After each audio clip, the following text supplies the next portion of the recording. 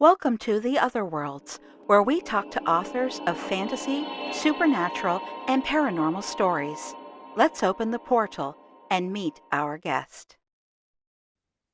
So today I'm joined by Bill Blume, and it's funny because I was thinking about this when we scheduled it, and you and I have had a connection going back like about 19 years now because we published you in Spine Tingler.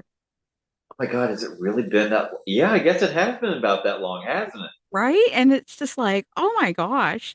So when I think about that, I think it's amazing though. You have stuck with it all these years. You're still creating stories and telling stories and sharing them with the world. And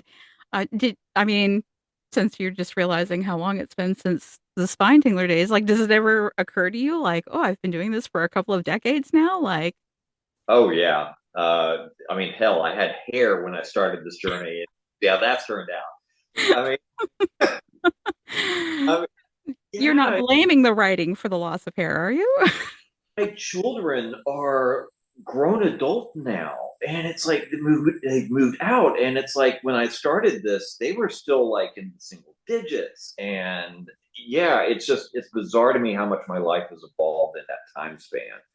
And most of the ways for the better, thankfully. But yeah, I mean, oh my God, it's just I.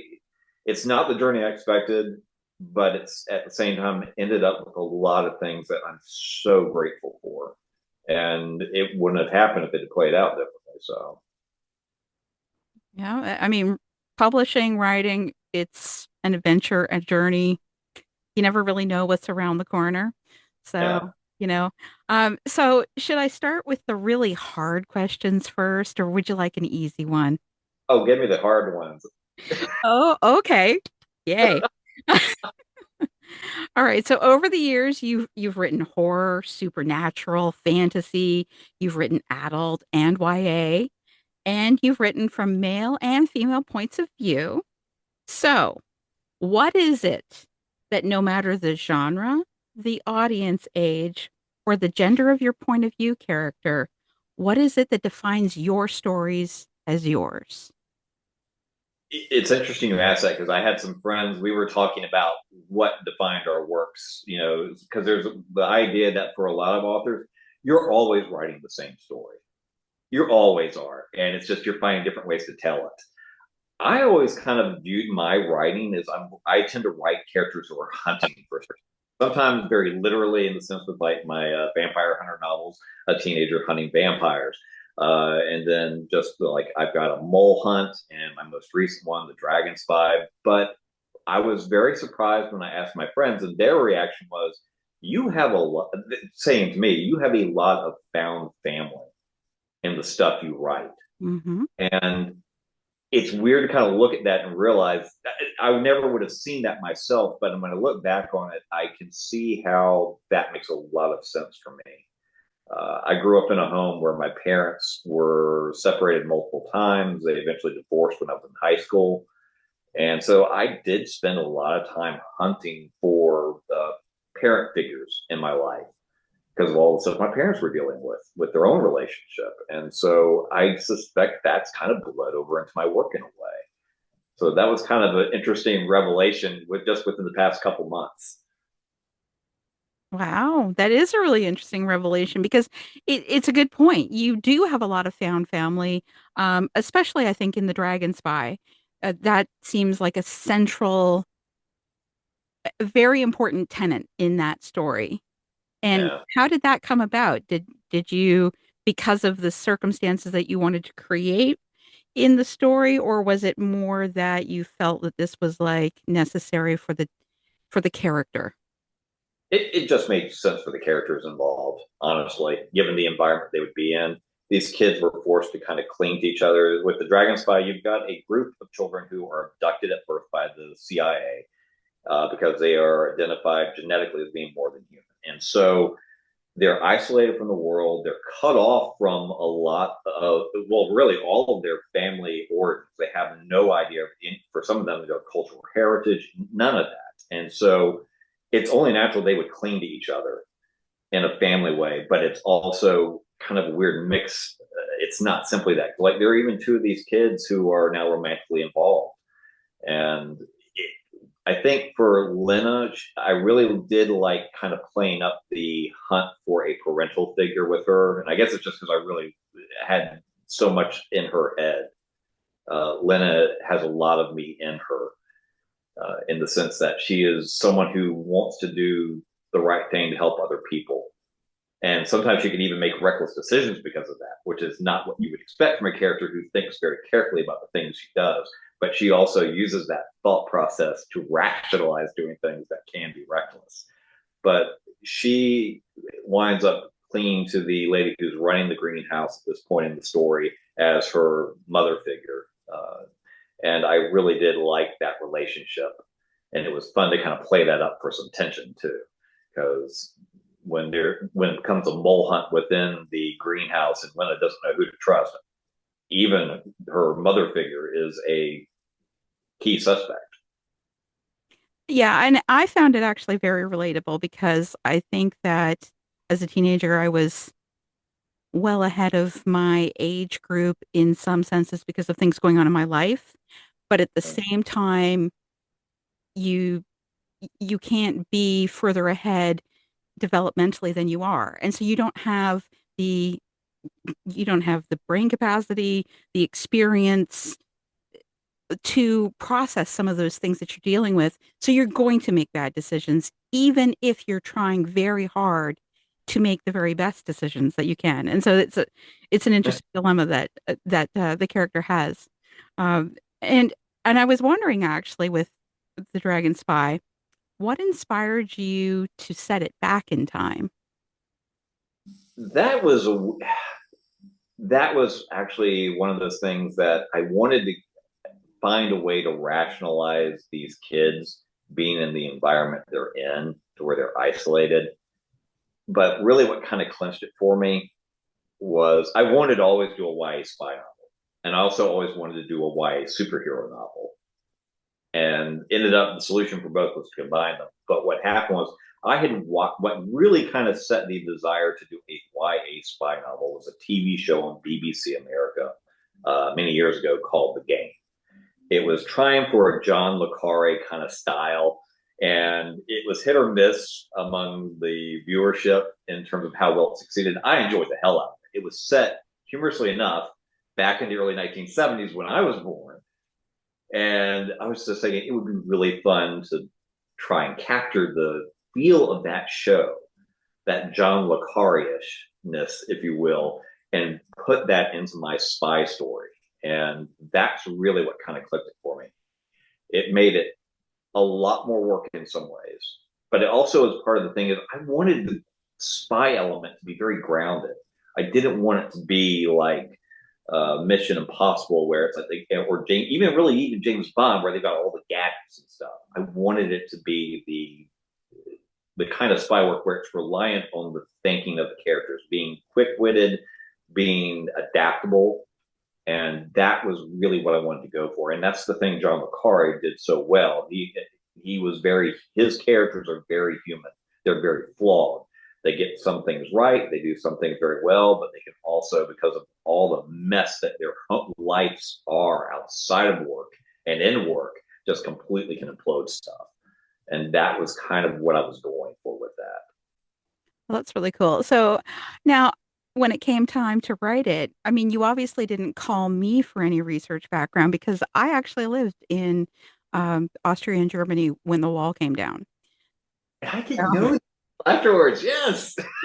Um, but not that I have much spy knowledge, but I have actually passed through Checkpoint Charlie before it was, dismantled and became what it is today.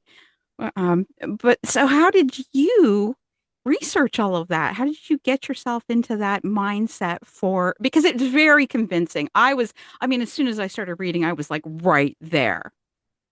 I did more research for that book than I did for anything I've ever read. Let me tell you, I gained such a huge respect. I already had a lot of respect for historical authors. Oh my God. I understand now why those authors will do multiple books within the same time period. Because if you're going to put that much time into it, dear God, you might as well get as much mileage out of it as you can. And for me, I did a wide variety of research for it. One of the best things that helped me was something I got from author Marguerite Bennett, who is a author for comic books mostly. And we had her at the James River Writers Conference quite a few years ago. And she mentioned that one of her best resources for research was podcasts. And so I went looking around and I found a podcast called Cold War Conversations. That was a blessing. So many great things in there, and there's so many great episodes you can listen to, and they had different guests every time they did an episode, and they provided a wide variety of views on the whole thing. I also ended up finding another podcast called Spybrary, which focuses on espionage related fiction, and that tipped me off to the John le Carre book I really wanted to go read, and that was the Spy Who Came In from the Cold, which is regarded as one of the best spy novels that has ever been written. And so I read that as well. I mean, I was doing everything I could think of to try and research. I also read a nonfiction book that was written by a reporter who was working during the time during the 80s, and he was in East and West Berlin throughout that time period. And so I was able to get a lot of the stuff that he had in there that was extremely helpful. One of the tidbits I have in there in the very first chapter about the guy who's driving Lena around, about his uncle who smuggles things in by shoving them in his pants. That came right from that book, because he mentions how that was the thing. They weren't worried about stuff getting into East Berlin. It was they just didn't want people leaving. And that was all they were really worried about. But also made me realize that the older generation, once you got to a certain age, you could go in and out of East Berlin with no issues. It was only the younger people. I mean, they knew once you were old enough, you weren't going anywhere, I guess. But all that combined was great. It also was helpful because there was one point in the first chapter. Oh my God, there's a phone booth that got me hung up for almost an entire day, because I had to figure out, all right, Lena's going to have to make a phone call from a phone booth in West Berlin. All my research only showed me what the phone booths looked like in East Berlin. And so I'm digging around everywhere trying to figure out what the West Berlin phone booths look like. So I knew in East Berlin, they were like these yellow boxes, which is not what most of us would think of when we think of a phone booth. So I'm looking at all three things. I even went to a TV show that was on Netflix that was, I think, called The Same Sky. And like, I'm fast forwarding through the West Berlin scenes trying to find anything with a phone booth in. Nothing. Finally, I went to the Facebook group board for the Cold War Conversations group, posted a thing going, I need help. And they were immediately came to my rescue. What does it turn out? It was exactly the same as the phone booths in East Berlin. But it was also great because then someone went, the random comments were actually the most helpful for that, because people going, oh yeah, the smell of cigarette smoke and piss. And I was like, oh, that went in there. I was like, that totally went into that scene. And it really does take you there, actually. That's very much the atmosphere um, for that. So uh, we've ended up inverting this instead of talking about your novella first. So since we're talking about The Dragon Spy, you have The Dragon Spy coming out in audiobook soon, Yeah, right? hopefully by the time this airs, it will be out. We have submitted it for the final processing, and it should be out before the end of March if all goes well. Ooh, Yeah, Heather has exciting. done an amazing job on this. I did not appreciate the challenge I gave my narrator for this book. The funniest thing was the revelation that as I was writing the character profiles for her and finding clips of actors and stuff to kind of give her references for some of the voices, it was only after I got done doing that that I realized I had managed to write an entire Cold War novel without a single character speaking who is Russian. Not Wow. a single Soviet says a bit of dialogue in there. There's no Russian speaking character in the book. I have Russian characters, but none of them say anything. Well, once you get into the languages, that's a whole other research issue, right? Like, I mean, and getting it right is so important. And then, of course, if you use it, then at some point in time, somebody's going to ask you to pronounce it. Oh, that was the funniest thing is it wasn't even that was the Russian wasn't even a big issue on that one either. There is a place in the book that the characters have to go to get somewhere called Purgatory Alley. And so I had given it these other names that it goes by for one of the characters, Olivia, to kind of share with the main characters. And I did one that was like an Icelandic, and oh my poor Heather, bless her soul, she got settled.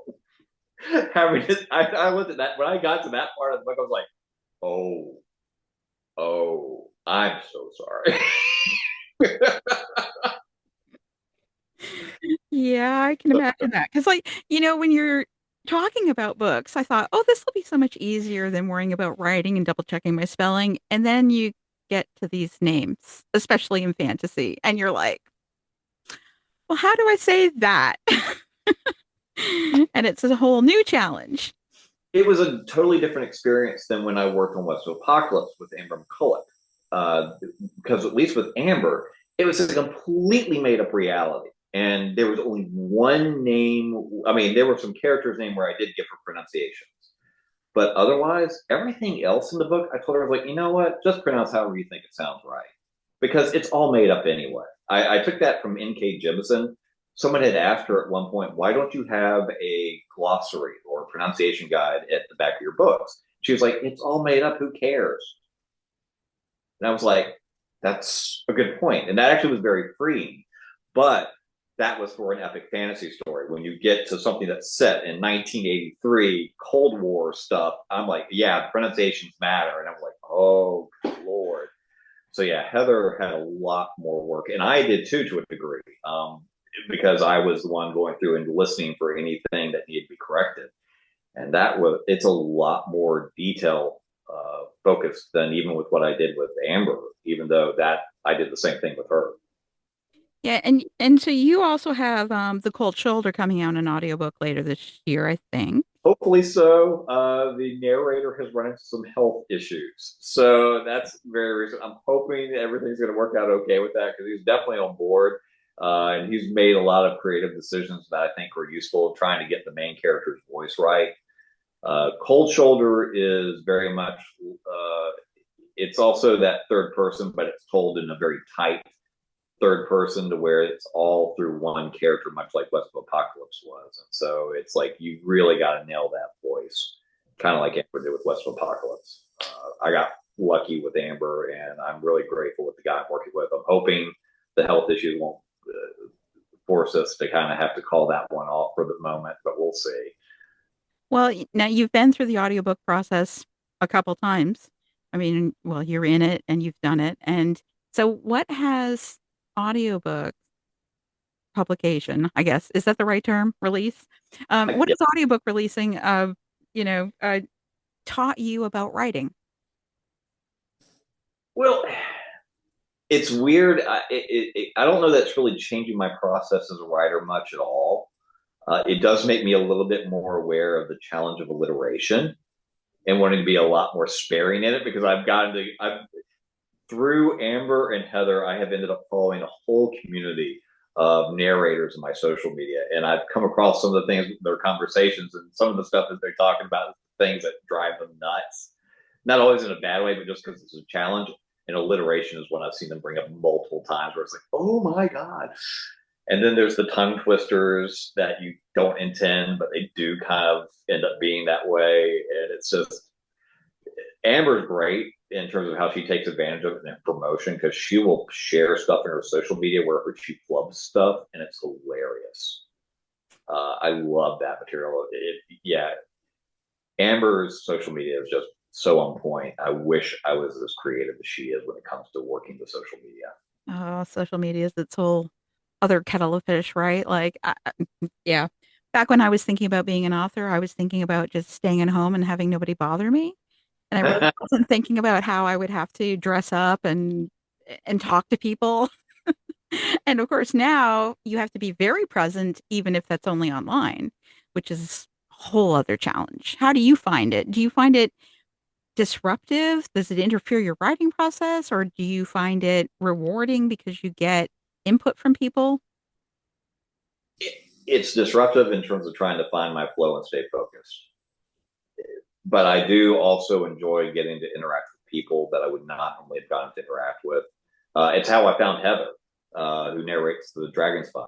I found her through her interactions with Amber McCullough.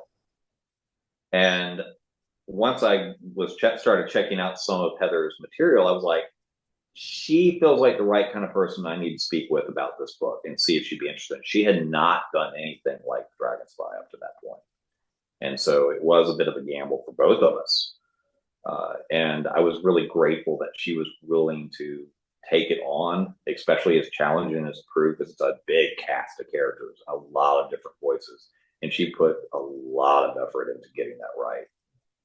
Well, that So sounds great. that social media was great because it did help me connect with people I would not have otherwise. And that part I love about it. I am one of those people that I love to do in person speaking stuff. I love that stuff. Whether I'm a moderator or speaker, that's where I kind of feel like I shine a little bit. That comes from working as a 911 dispatcher a little bit for 2 decades, but also prior to that, I spent more than 5 years working in TV news, local TV news. And so I had a lot of indirect exposure, even though I was behind the scene, to what goes into having a good presence. And that really has made me a lot more comfortable in speaking situations. And so, in fact, that's where I do most of myself. When I'm able to speak in an event, I can definitely entertain a crowd, and it's fun. I love doing that. See, this makes sense. That's why you're so much better at it than I am because I studied print journalism. So we didn't I have to talk to people except for very behind the scenes, because I was never going to be on camera. and with 911, I have to think fast. I have to analyze what's being said and adapt to it very quickly. And it's not something that's easy to teach. But it was difficult to learn to a degree too. It came to me quickly, but at the same time, you just have to learn to pick up on certain tells and the way things are said by certain people, the word choices they make. And that helps me as a moderator when I'm doing a panel and I'm questioning my panels, because the hardest thing about moderating a panel is being able to not only come up with a good question, but try to listen to what's being said as an answer while also thinking, okay, where do I go next in the conversation? And so it's like I have to split my focus in the same way I have to in my job, because I can't just be thinking about what the caller's telling me. I have to be thinking about what do I need to include? What do I need to do to get them to focus on the information I need? And what do my units on the road need that they haven't gotten yet? They're already en route to the call. And so, yeah, it's a lot of that divided thought process that comes into it for me as a speaker. But it's great that your day job helps you in that way with your writing career. The best way is actually that it taught me how to cut off a person. Oh my God. Really? Oh God, yeah. It was yeah. There was there was a local author. He is incredibly intimidating. I mean, he's tall as heck, and he's just this huge presence in a room too. And one day we were at a dinner table with a group of people, and he wanted me to demonstrate what it was like, how I work a 911 call, and so he pretended to be the caller. I was able to cut him off like that in a way, and I could tell he kind of jolted because he's not used to it. But because I was in work mode, I did it, no issue. And I realized I can do that politely. That's the challenge, to do it politely to a caller and to a panelist. It's actually easier with a panelist in some ways, because at least with the panelists, they can see me and they can see that I have good intent most of the time. And so that helps. But it's also not even just so much cutting off the panelist. A lot of times it's cutting off that attendee who has more of a comment than a question. Well, I haven't moderated since BoucherCon a good few years ago. But the interesting challenge with moderating is that you're trying to cast a spotlight on everyone who's on the panel and make sure that they get to shine with the things that are, their strong suit. And so those skills that you're talking about would come in so handy because, um, a great moderator has the ability to keep things moving around and make every person who's on that panel feel valued. So, And it's tough. I mean, you're kind of sometimes at the mercy of the panelists. And God knows I've had some panels that went off the rails and it was just horrid. You can't win them all. no, Uh, you can. I've been doing that for almost 2 decades now, and so yeah. But my batting average is really good. I'm much better. My batting average is better than most. So I've been fortunate in that respect. But I've also been very blessed with some incredible authors and agents and editors over the years that have on a panel with me. So that has helped too. Now, before time runs out, we do need to talk about your novella, Okay. and which I've read, and it's really interesting because you are writing a story that is, I mean, it has these supernatural elements. There's this real mystery, and obviously, it's an otherworldly type of situation in the sense that we don't know what's going on and we don't know what forces are at work here, but it's in the real world. And so you're dealing with gaslighting in this book. How did that come about? Like, did you start off wanting to write a story about a man who's being gaslit, or did you come at it from a different perspective? Honestly, I can't remember what prompted me to start off make the premise of the story the fact that he is this guy who wakes up and suddenly discovers he's missing his left hand, and nobody remembers he ever had a left hand. His wife even is convinced he never had one, and everything he's finding confirms exactly what they're saying. But what really wants the idea was that my wife and I lived in downtown Richmond. We will frequently walk our dogs around downtown, and we go past the murals that are near where we live at Hacksaw Point. It's near along the canal walk. And one day, there was this guy who was painting this witch in this one little strip of space that was left unclaimed in the wall of where the murals are. And I was shocked at how fast he could put that up. And when I saw that, I was like, man, that'd be fun to kind of find a way to work that into a story. And so that actually was what kind of started it, which is why it's called The Hand on the Wall, because it's seeing that mural of the hand and the weird horror eyes around it, which is kind of put there by the artist as a beacon, trying to find other people who have had her experience, which is his experience. And so, yeah, that was really the genesis of the story. As far as the gaslighting element, it was one of those things that once I started writing it, it just came about naturally and it made so much sense. And it was kind of fun to flip the gender in that sense because women are so often the victim of gaslighting, so much more than men. And so to have that from a male perspective, again, not intentional, but it actually, I think, worked out really well for that story to kind of flip the script a little bit. Yeah, that's one of those situations where you've obviously taken advantage of the genesis of the story and how it's developing and locked onto something because I really thought like, oh, you must have like planned this deliberately and started off thinking like it has to be a man and we're going to explore gaslighting against a man in this different situation. And of course, no, it just developed organically with the story parameters that you had in mind, which is really fascinating. It was also kind of weird that it ended up being very focused on the relationship of the husband and the wife in terms of their relationship struggling a little bit through this story. And it's because of the choices he's making in terms of not coping well with what's happening, which understandably, I mean, most people probably wouldn't, but it also kind of, I don't typically like to write a story like that. Again, I grew up in a home where my parents were separated. They actually did remarry later in life and it ended up being a good thing. My dad had grown up. We'll have a good relationship. Uh, and but nonetheless, I find stories that focus on struggling relationships often very triggering for me. I do not like that stuff. And so there's a reason you don't see it in a lot of the stuff I write. There's a reason that you write YA so that you're not writing about those adult relationships. Honestly, YA came about because I just love so much of the fiction in it. I love this was one of the benefits of being a moderator. It forced me out of my comfort zone as a reader. And so I've read many things over the years I would normally never would have gone near. And I remember reading Maggie Stiefvater's Shiver before it came out and went big.